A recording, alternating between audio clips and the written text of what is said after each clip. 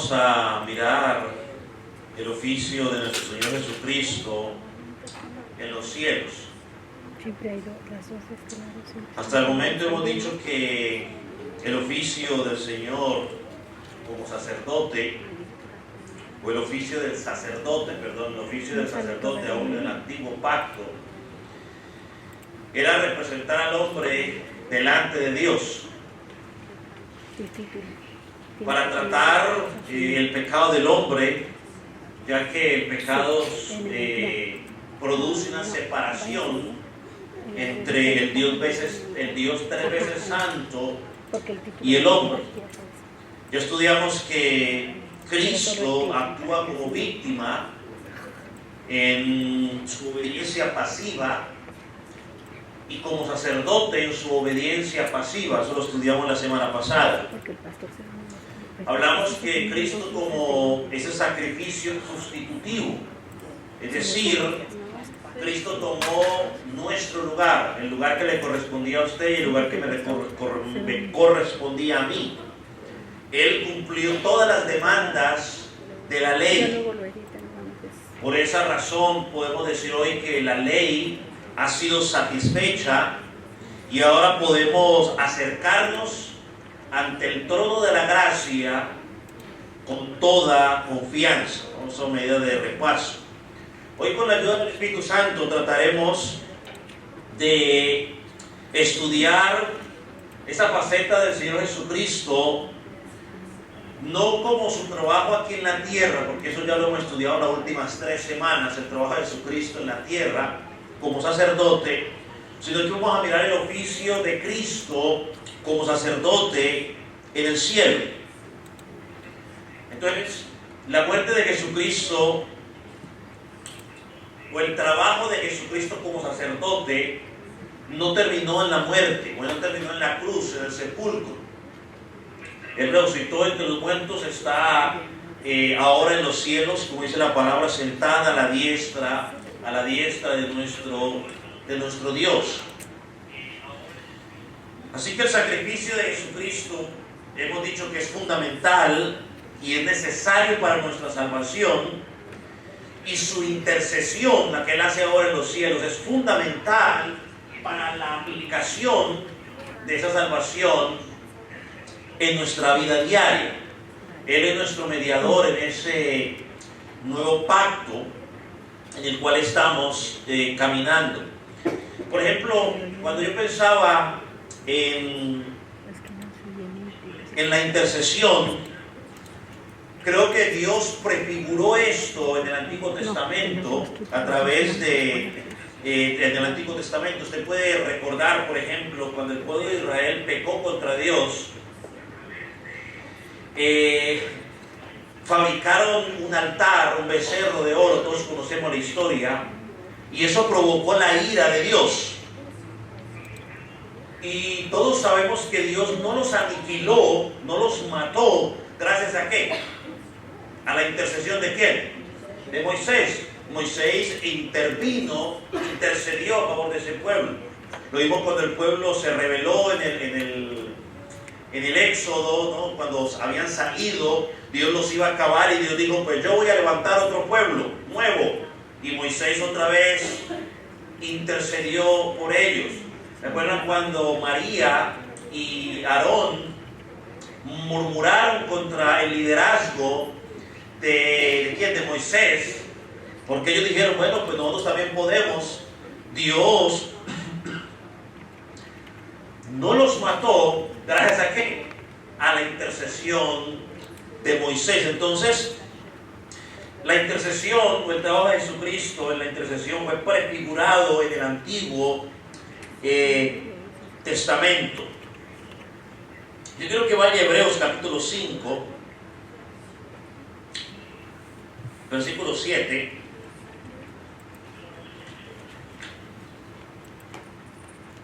Donde empezamos a ver a Cristo ejerciendo como sacerdote en los lugares celestiales.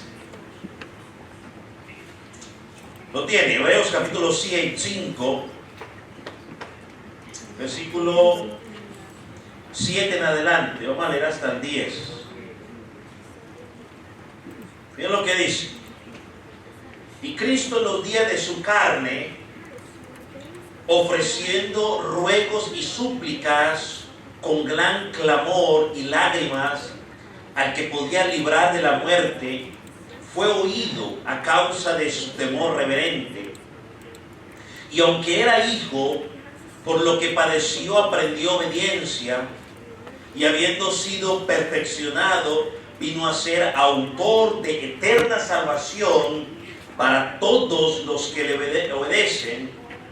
Versículo 10, y fue declarado por Dios sumo sacerdote según el orden de Melquisedec. Aquí nos habla de Cristo en su carne, es decir, cuando dice en los días de su carne, dice el versículo 8, sí, en los días de su carne, lo que nos está hablando es del ministerio terrenal de Jesucristo, cuando Él estuvo haciendo su trabajo aquí en la tierra como sacerdote. Y nos dice que según el orden de Melquisedec. Yo creo que si Dios nos da vida, la próxima semana vamos a hablar Cristo y Melquisedec. Yo creo que quizás con eso terminamos esta parte del sacerdocio, así que la próxima semana vamos a hablar un poco de Cristo y Melquisedec. Pero dice que según el orden de Melquisedec.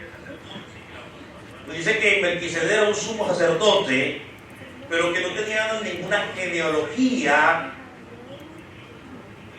de los hombres, es decir, no venía del linaje de Aarón ni de sus hijos. Melquisedec aparece de repente y nos dice que Cristo viene por esa misma línea, es decir, que así como Melquisedec no tenía relación por línea humana, Cristo, como tiene relación de línea humana, es decir, fue designado directamente de parte de Dios. Cristo fue designado como sacerdote directamente de parte de Dios, y también lo propone en referencia a Melquisedec, porque Melquisedec pues era un ¿qué? Era un hombre. Entonces el Dios eterno se hizo hombre para cumplir su oficio sacerdotal, tanto aquí en la tierra como en el cielo. Vamos a Hebreos capítulo 2. Hebreos capítulo 2, versículos 17 y 18.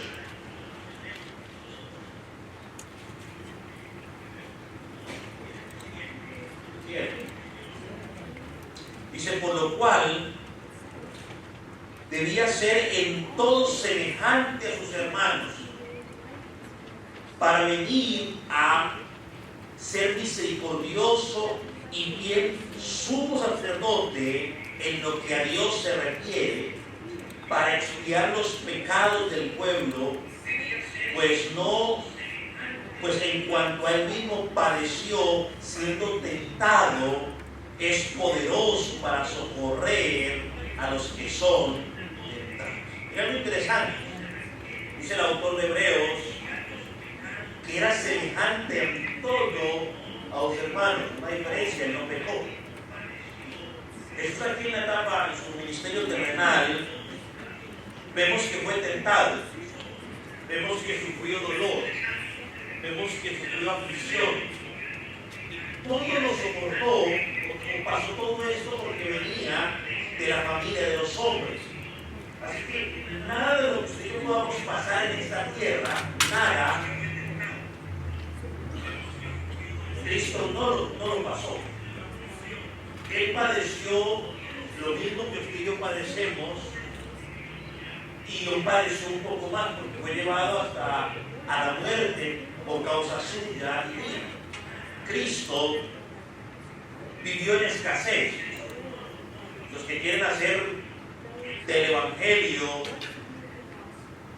un medio para alcanzar dinero, pues dicen todo lo contrario, que Cristo era rico. Pero bueno, Cristo, yo creo que lo tiene la Escritura, vivió en escasez. A Cristo tuvo que aguantar reproches. Cristo fue abandonado por aquellos que dijeron que nunca lo iban a abandonar. Cristo fue abandonado por el Padre en el momento que cargaba tu pecado y mi pecado. Cristo sufrió todo tipo de pruebas Así que Cristo es sensible a las necesidades que tú y yo enfrentemos como seres humanos. Hebreos 4, versículo 15, por eso nos dice: no tenemos un sumo sacerdote que no pueda compadecerse de nuestras debilidades. Eso es lo que dice Hebreos 4:15. Pues no tenemos un sumo sacerdote que no pueda compadecerse de nuestras debilidades. Es lo que dice: sino uno que fue tentado en todo, según nuestra semejanza, pero sin pecado. Yo le decía a alguien esta semana: ser tentado no es malo, ni es pecado que usted sea tentado. ¿Cuándo es pecado? Cuando yo cedo la tentación. Que la tentación siempre va a venir por un lado o por el otro, pero él fue tentado en todo. Entonces Cristo está equipado con el conocimiento, uno podría decir el conocimiento de Dios. No, él está equipado por el conocimiento experimental para ayudarte a ti y para ayudarme a mí y para interceder por ti y por mí delante del Padre. Por ejemplo, nuestro Señor Jesucristo no solo sabe de oídas que somos tentados, Él sabe por experiencia propia. ¿Por qué? Porque Él fue tentado. En segundo lugar, el Señor Jesús no sabe de oídas que Satanás tienta. Él lo sabe por experiencia propia. ¿Por qué? Porque fue tentado, Satanás lo tentó. Otro ejemplo: el Señor no sabe solo de oídas que su pueblo, que el pueblo de Dios es perseguido. Él lo sabe por experiencia propia. ¿Por qué? Porque Él fue perseguido. Y un último ejemplo: Él no sabe de oídas que el pueblo de Dios es rechazado. Él sabe en la práctica lo que es el rechazo. ¿Por qué? Porque Él fue rechazado. Ahora, saber estas cosas le sirve a uno de consuelo. Está para los que dicen: no, pues yo quiero mensajes de consuelo. Bueno, hermano, saber esto le sirve a uno de consuelo. Más cuando tú y yo estamos pasando por dificultades. Porque Él conoce los sentimientos que tú y yo estamos padeciendo en este momento, en la dificultad que cada quien esté pasando, no solo porque es Dios, sino porque Él lo experimentó como hombre en su ministerio terrenal. Nuestras debilidades, nuestras tentaciones. Y Él nos da una promesa en 1 Corintios 10:13, no la busque. Él nos da una promesa allí, 1 Corintios 10:13, donde dice que no solo con la tentación nos da ¿qué? Nos da la salida. O sea, Él no solamente te sostiene, no solamente entiende tu dolor, sino que te da una salida a esa dinámica de tentación. 1 Corintios 10:13 para el que está anotando. Ahora, yo aquí tengo que decir algo que no podemos dejar por fuera. Él se compadece de nosotros, amén. Él nos da una salida en medio de las dificultades, amén. Pero hay una parte que me toca hacer a mí. ¿Cuál cree que es la parte que me toca hacer a usted y a mí? Ok, esa es la voluntad de Dios, sí, también. ¿Cómo? Ok, resistir, sí, también. Pero hay una parte importante, fundamental.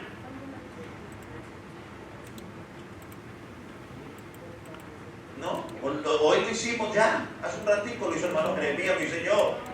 La oración. La oración, mis hermanos, no es decir amén, gloria a Dios. Él, en el Señor Jesucristo, me consuela, qué lindo, el Señor Jesucristo me da una salida, qué lindo, that's it, ya la hice. No, hermano, la oración es fundamental en la vida del cristiano.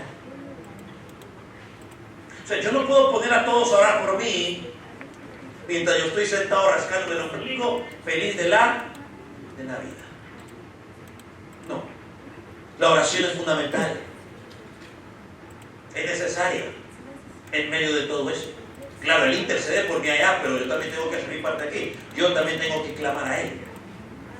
Vaya a Hebreos 7, 24 y 25. Creo que esto lo hemos leído ya en varias ocasiones. Pero el tema en que estamos va a ser necesario leerlo en varias ocasiones, en esta parte por lo menos. Hebreos 7, 25, donde vemos algo más del sacerdocio de Jesucristo.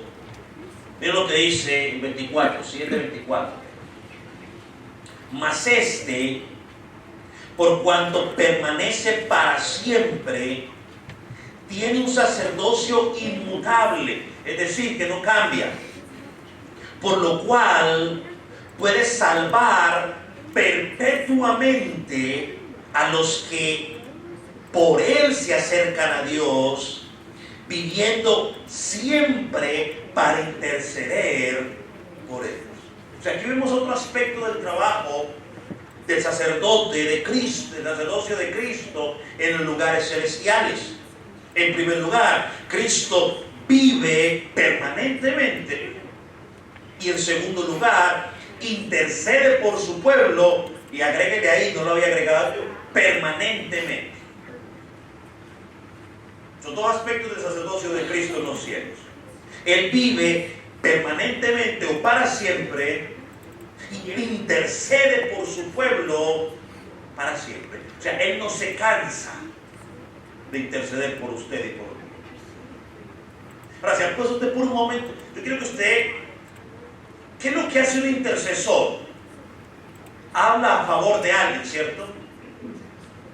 Imagínense, ¿qué pasaría si Dios se cansara, o Jesús, perdón, el Señor Jesús se cansara de interceder por usted y por mí? Ahora, ¿usted cree que usted necesita que alguien interceda por usted constantemente mientras está aquí en la tierra? ¿Quién cree que no? Levante la mano el que cree que no. Es lo más fácil. Necesitamos que alguien interceda por nosotros constantemente. Pero Cristo no se cansa de interceder por usted, alabado, por mí, alabado sea el Señor. Así que ahora ya no vemos a Cristo padeciendo, ya no vemos a Cristo humillado, sino que vemos a alguien que vive para siempre, que está coronado en gloria y que sigue siendo nuestro representante delante del Padre. Cristo está en los lugares celestiales en este momento, clamando al Padre, intercediendo constantemente a tu favor y a mi favor.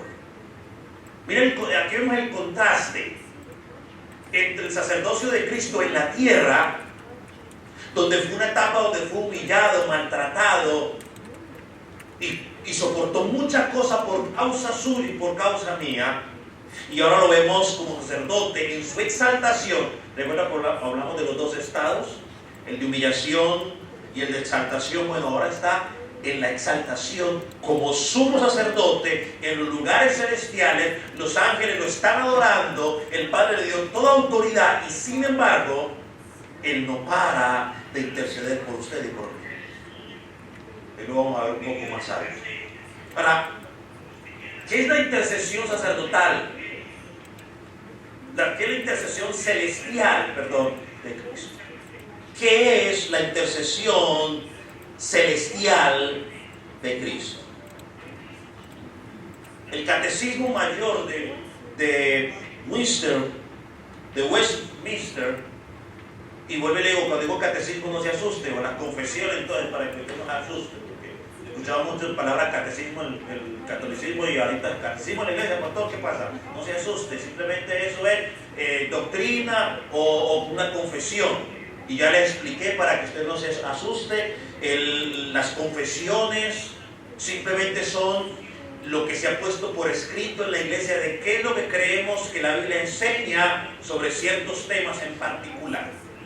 Lo aclaro una vez más. Entonces, en la pregunta 55 del Catecismo de Westminster, preguntan, ¿cómo intercede Cristo? Y esta es la respuesta que dan ellos. Cristo intercede apareciendo en nuestra naturaleza continuamente delante del Padre en los cielos. Eso lo encuentra usted en Hebreos 9:24. Por el mérito de su obediencia y sacrificio en la tierra. Usted encuentra eso en Hebreos 1:3. Por declarar su voluntad de haberlo aplicado a todos los creyentes. Usted encuentra eso en Juan capítulo 17, versículos 9, 20 y 24. Por responder a las acusaciones hechas contra ellos. Romanos 8, 33 y 34. En propiciarles la quietud de conciencia a pesar de las caídas diarias. Esto es importante. En propiciarles la quietud de conciencia a pesar de las caídas diarias. Primera de Juan 2:1, perdón. Así como el acceso con toda confianza al trono de la gracia. Hebreos 4, versículo 15 y 16. Y la aceptación de sus personas. Efesios 1:6. Y servicios. Primera de Pedro 2:5. Apocalipsis 3 y 4. Esa es la intercesión de Jesucristo. Eso es lo que Él está haciendo por usted y por mí. Me llamó la atención, digamos, en esta última, en procurarles la quietud de conciencia a pesar de las caídas diarias. Es decir, a pesar de los pecados que tú y yo cometemos diariamente. Él nos quita toda culpabilidad. Por eso dice 1 Juan 2:1, y lo vamos a leer en un ratito, ¿no? Que Él nos ha dejado un abogado que intercede por nosotros ante el Padre. Ahora, vamos a mirar la intercesión sacerdotal de Jesucristo. Y lo primero que vamos a decir de ella, en primer lugar, es que la intercesión sacerdotal de Cristo es santa. La intercesión de Cristo glorifica la santidad de Dios, porque Dios requiere ser honrado por los que se acercan a Él. Eso lo dice Levíticos 10:3. Porque Él dice, yo me santificaré en los que se acercan a mí. O sea que Dios pide santidad.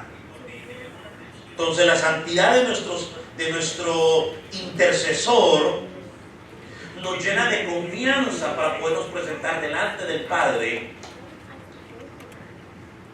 ante el trono de la gracia, para cada día seguir recibiendo más y más gracia y misericordia de parte de nuestro Dios. En segundo lugar, la intercesión sacerdotal de Cristo es celestial. La intercesión sacerdotal de Cristo es celestial. Hebreos 4:14, miren lo que dice. Vamos a leer Hebreos 4:14 y Hebreos 8. Por tanto, teniendo un gran sumo sacerdote que traspasó los cielos, Jesús, el Hijo de Dios, retengamos nuestra profesión. Y miren lo que dice 8:1. Ahora bien, el punto principal de lo que venimos diciendo es que tenemos a tal sumo sacerdote, el cual se sentó a la diestra del trono de la majestad de los cielos. Cuando decimos que es celestial, es simplemente algo que no tiene nada que ver con lo terrenal. Y miren lo que dijo John Owen sobre esto. No puede utilizarse una expresión más alta para llevar a una santa adoración de la tremenda gloria invisible que se pretende en este estado de poder y la gloria inconcebibles. En tercer lugar, la intercesión sacerdotal de Cristo es perpetua. que es algo perpetuo, para siempre. Él ministra por ese poder de vida eterna que tiene. Miren que los sacerdotes que venían de Aarón tenían que ser reemplazados constantemente. Se moría, luego venía otro y lo hacía. Eso lo dice el versículo 23 en Hebreos 7 o 10. Del mismo modo, todas las personas que de una u otra manera han intercedido o han orado por nosotros han muerto. Yo puedo pensar, por ejemplo, en mi abuela. Oró muchas veces por mí, pero hoy ya está, se fue. Sin embargo, Cristo tiene un sacerdocio que es ¿qué? Perfecto. Un sacerdocio, una intercesión, perdón por usar la palabra, tiene una intercesión por usted y por mí, continua, para siempre. Él siempre vive intercediendo por los suyos. Y yo sé que aquí no tenemos problema con esto, pero lo tengo que decir, por si alguien que tenga problema me está escuchando.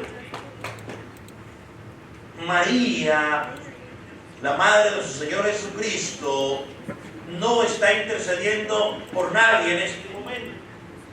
Ella está en la presencia del Señor, haciendo lo que todos los santos de Dios están haciendo, honrando y glorificando su nombre. Porque ese trabajo le corresponde única y exclusivamente ¿a quién? A Cristo.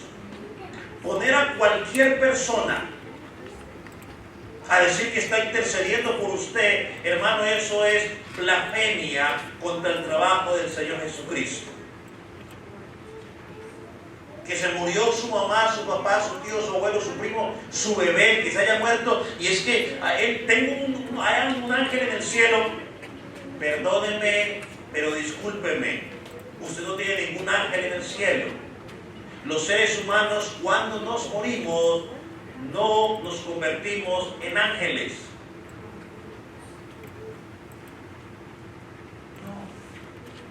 No. Ahorita ven las redes sociales estos niños que murieron. ¡Ay, que los angelitos! No, señor, no, señora, no crea ese cuento. Esos niños no se convirtieron en ángeles. Los ángeles que Dios tenía diseñados, ya los diseñó y no va a añadir más. Y los seres humanos, no hay ningún solo versículo que usted pueda utilizar para sostener y decir que cuando un bebé o un niño se muera se convierte en ángel. Eso es mentira del diablo.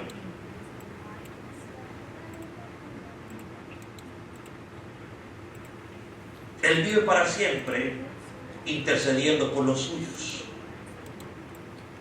Y eso lo dice el versículo 24, versículo 25, ya lo leímos de Hebreos capítulo 7. Él es el mismo ayer y hoy, dice Hebreos 13, 8. En cuarto lugar, la intercesión sacerdotal de Cristo es autoritativa, es decir, Él tiene la autoridad para hacerlo. Y Él intercede por nosotros como el responsable del pacto, del nuevo pacto que le fue asignado por Dios Padre, al sentarse a la diestra del Padre. Él tiene la autoridad para hacerlo. Él es el mediador de los pecadores ante Dios.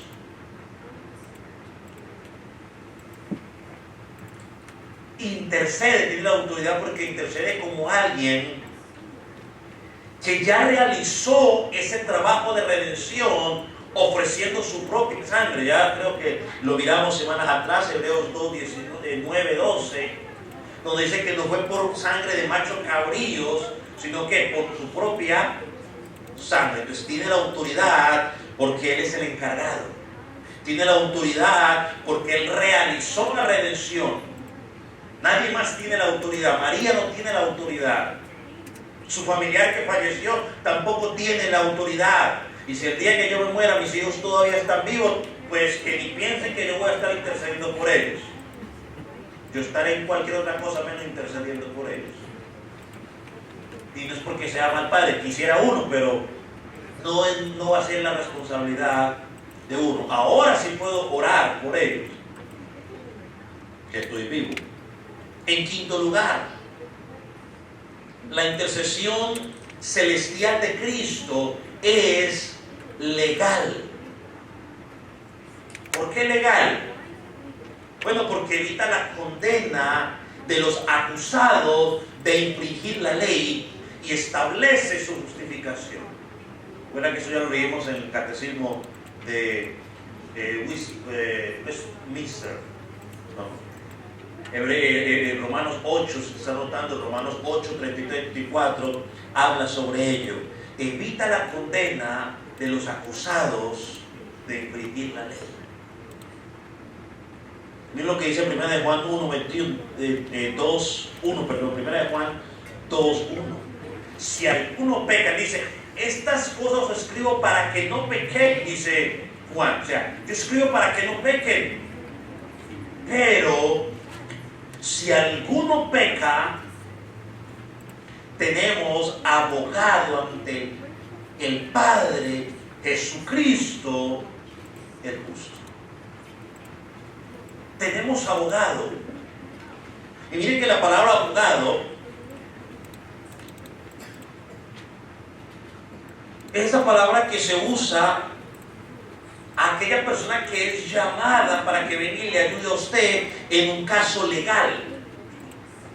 Usted necesita ayuda, alguien que lo pueda representar a usted.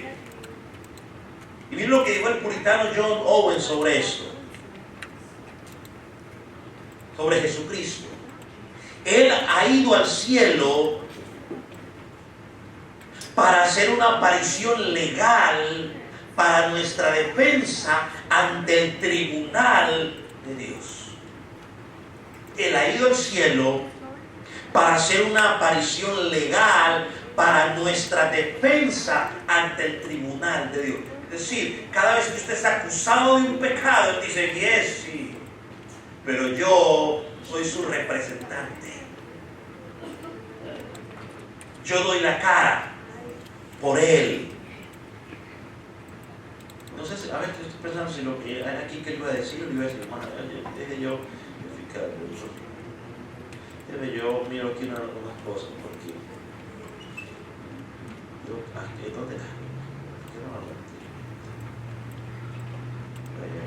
me acuerdo dónde le iba a decir, pero voy a decir aquí.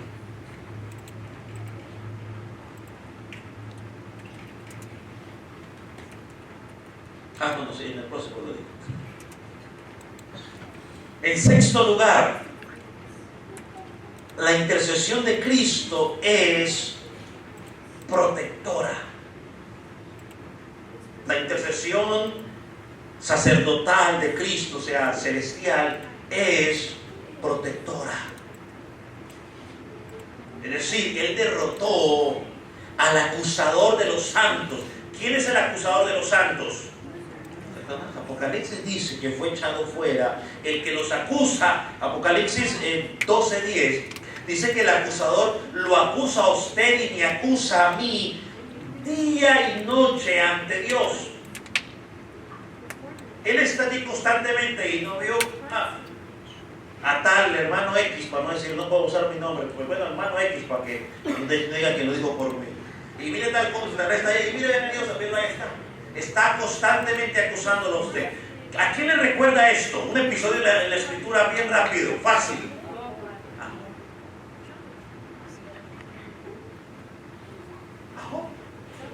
No lo voy a acusar.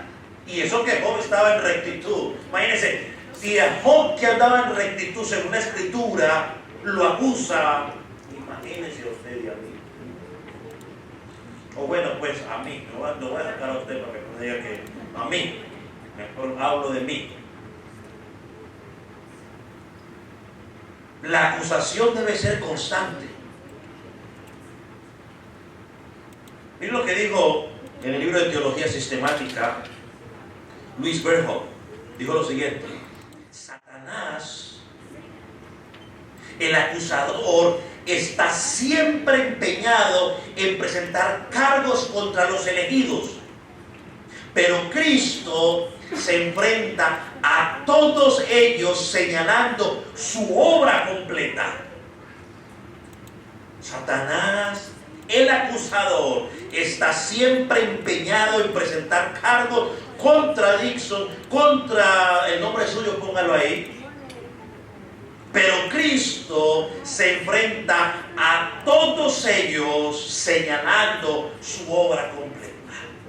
Sí, hermano, y lo que yo pensaba en esto, y en el punto anterior, en la seguridad de la salvación, a veces los que dudan si sí o si no, o sea, ¿qué más seguridad sabe usted de que Jesucristo está allá enfrentándose a todos esos cargos y diciendo, ya, pero mi obra fue completa, no le falta nada?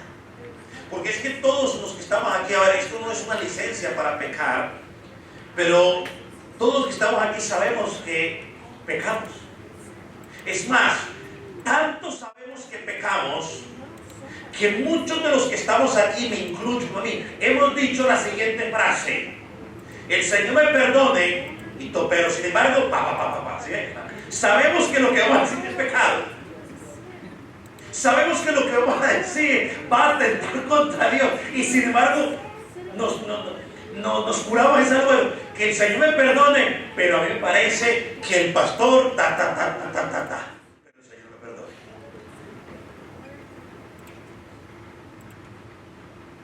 Y lo veo con cara de ya, seré yo. Y Satanás está ahí, vean, Señor, míralo, sí, y míralo, y le saca aquí, y le saca aquí. Hermano, hay pecados que tú y yo cometemos sin ni siquiera darnos cuenta. Y eso no nos, ¿cómo dice la palabra? Nos excusa. Hay veces que tú y yo pecamos simplemente en pensamiento sin darnos cuenta. A veces con conocimiento, es muy inconsciente, pero es pecado. Y Satanás, que sabe, brinca. Dios, Señor, y Cristo dice, bueno, no te preocupes, mi obra es completa. Él está protegiéndonos constantemente. En séptimo lugar, la intercesión sacerdotal de Cristo es personal. O sea, la intercesión sacerdotal celestial de Cristo, yo no sé por qué no puse la palabra celestial, pero bueno, es personal. Es decir, que lo hace, él no dice como decimos nosotros. Por ejemplo, nosotros decimos, Señor, bendice a toda la iglesia del Calvario. Señor, bendice a todos los hermanos de la iglesia del Calvario, a todos los niños de la iglesia del Calvario. Bendice a todos los pastores, Señor. Eso es personal. Eso es general. Personal es cuando yo digo, Señor, bendice al hermano Luis, Señor. Bendícelo de aquí. Bendice a la hermana Juana, Señor. Bueno, eso es personal. Por eso uno de los proyectos que tenemos como congregación, ¿no? Bueno, no lo hemos vuelto a anunciar, pero esperemos que podamos dedicar un día a una familia de iglesia para interceder por ellos a nivel personal. No es lo mismo decir, Señor, todas las familias de la iglesia, a decir, Señor, yo te pido por la familia, a ver qué familia digo, porque pueden poner celosos, porque digo tal familia. Bueno, la familia, qué sé yo, cualquiera. Sí, porque ya pesado. Porque el favorito de ellos, por eso digo esa familia. Señor, bendice a tal familia. ¿Es lo mismo o no es lo mismo?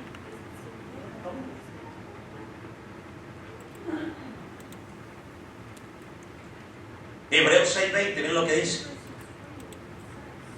Donde Jesús entró por nosotros como precursor, o sea, el primero, hecho sumo sacerdote para siempre según el orden de Melquisedec. 9:12. Y no por sangre de machos cabríos ni de becerros, sino por su propia sangre, entró una vez y para siempre en el lugar santísimo, habiendo obtenido eterna redención. Hermanos, usted tiene que tener la seguridad de que Jesús intercede por usted por nombre propio. Por nombre propio. Y yo sé que hay muchas que se llaman María. Pero intercede por cada María en particular, por cada Juan, por cada José, por cada Andrés, por cada Jeremías, por cada Dixon, por cada nombre, cualquiera que sea. Hay muchos de esos nombres, pero Él no se confunde, porque Él conoce a cada uno de sus hijos. Es como cuando yo hablo con los que tienen twins, me dicen, bueno, pero ¿cómo lo identifico? Bueno, papá y la mamá han aprendido a conocer a sus hijos que son parecidos o repetidos, como digo yo, y no se confunden. Si un padre y una madre que son propensos a fallar no se equivocan, ¿qué cree usted de nuestro Padre Celestial? No importa que hayan, no sé, los que hayan del mundo que llaman Jeremías, Marías, Andrés, Carlos, Luis, Julio, lo que sea. Intercede a nivel personal por ti. Así como te salva a nivel personal, intercede a nivel personal por ti. En octavo lugar, la intercesión celestial de Cristo, sacerdotal, es eficaz. Es eficaz. Jesús le advirtió a Pedro que iba a ser zarandeado como el trigo. O sea, iba a pasar por una prueba violenta. Y Jesús le dijo, Pedro, yo rogaré al Padre por ti para que tu fe no decaiga. Hermano, nadie puede condenar a los elegidos de Dios. Y más cuando Cristo está constantemente intercediendo por usted y por mí y no se cansa. El mismo apóstol Pedro pregunta, ¿quién nos separará del amor de Dios? Y él mismo da la respuesta, nada nos podrá separar del amor de Dios. Nada. Y él añade, nada de lo que usted se puede imaginar. Romanos 5:10 es lo que dice. Si siendo enemigos fuimos reconciliados con Dios por la muerte de su Hijo, mucho más, estando reconciliados, seremos salvos por su vida. Hebreos 7:25. Por lo cual también puede salvar perpetuamente a los que por Él se acercan a Dios, pidiendo siempre para interceder por ellos. Hermano, la intercesión celestial de Jesucristo asegura tu salvación. Hermano, la intercesión de Cristo constante, como es eficaz, asegura tu salvación. Asegura que vas a ascender al cielo y asegura que permanecerás en ese estado de vida eterna. Si así no fuera, Dios lo hubiera dicho.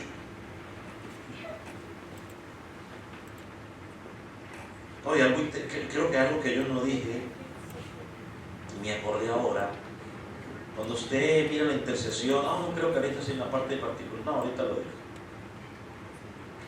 En noveno lugar, la intercesión sacerdotal de Cristo en los cielos es particular. Cuando el sumo sacerdote, que venía de Aarón, de los hombres, ellos ofrecían sacrificio por las tribus de Israel, o sea, por los israelitas, no era por todos. Usted encuentra a Jesús, cuando Jesús ora en Mateo 17, versículo 9, y es lo que a veces la gente choca cuando uno menciona algo así, como la Biblia lo dice. Dice, no ruego por el mundo, sino por los que me has dado, porque son tuyos. Cuando Pedro, por ejemplo, cuando Jesús habla en particular con Pedro de la tentación, usted mira que todo lo que habla con Pedro lo habla en forma singular. En Lucas 22, si lo quiere buscar, Lucas 22, versículo 32. Habla de manera singular. Quiero hablar de manera particular, así que Jesús intercede, está intercediendo ahora por los que son de Él, porque ese es su trabajo. En 10º lugar, la intercesión sacerdotal de Cristo celestial en los cielos es compasiva.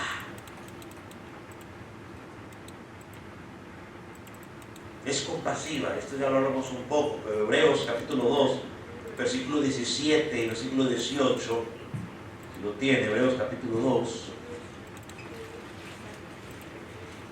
versículo 17 y 18, miren lo que dice: por lo cual debía ser un todo semejante a nuestros hermanos, para venir a ser misericordioso y fiel sumo sacerdote en lo que Dios se refiere, para expiar los pecados del pueblo, pues en cuanto a Él mismo padeció siendo tentado, es poderoso para socorrer a los que son tentados. Él tomó nuestras enfermedades, las soportó, tomó nuestros dolores, nuestros fracasos, nuestros abusos, nuestros reproches. Fue odiado, fue usado, maltratado. O sea, Él conoce todos los dolores de la vida que usted y yo nos podamos imaginar. Ahora, cuando nos acercamos a Él, sabemos que Él está intercediendo como ese Dios compasivo, porque no solamente sabe como Dios, una vez más lo digo, no solamente sabe como Dios lo que se siente, porque lo conoce todo, sino porque como hombre lo vivió y lo experimentó. Por eso a Cristo, en la Escritura lo relaciona como amigo, se relaciona como hermano, se relaciona como esposo y como cabeza de la iglesia. Por último, en un 10º lugar, la intercesión de Cristo sacerdotal, hermano, es única.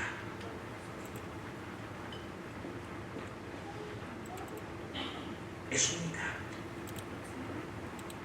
¿Por qué? Porque solamente Cristo puede presentar una intercesión que surge de una vida absolutamente santa y sin pecado. Es el único autorizado por Dios para presentar ese tipo de intercesión.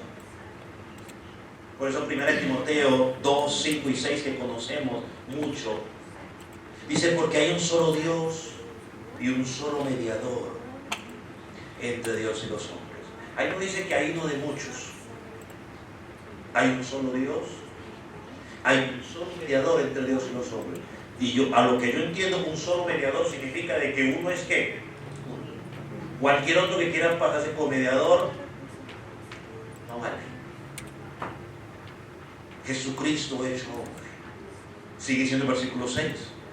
En el cual se dio a sí mismo el rescate por todos, de los cuales se dio testimonio a su debido tiempo. Hermano, me pregunto yo, ¿a quién podíamos encontrar que nos ame más que aquel que dio su vida por nosotros, aun cuando éramos sus enemigos? Sí, porque aquí era así, sí, claro, si es una mamá, dice: sí, yo doy la vida por mi hijo, sí, pero como no es un enemigo.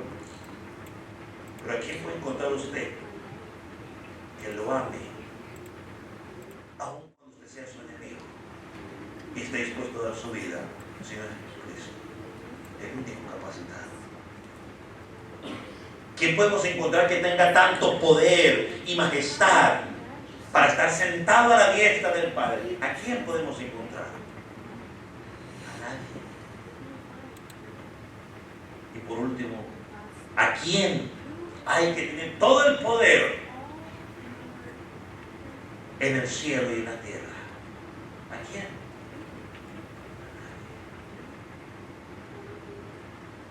Sé que su labor sacerdotal celestial. Nadie más puede tomar ese lugar.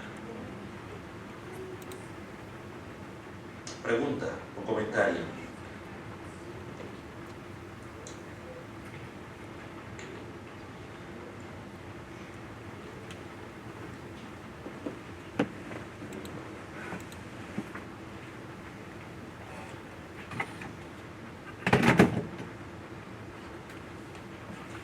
Ponga los pies, entonces vamos a terminar con la oración.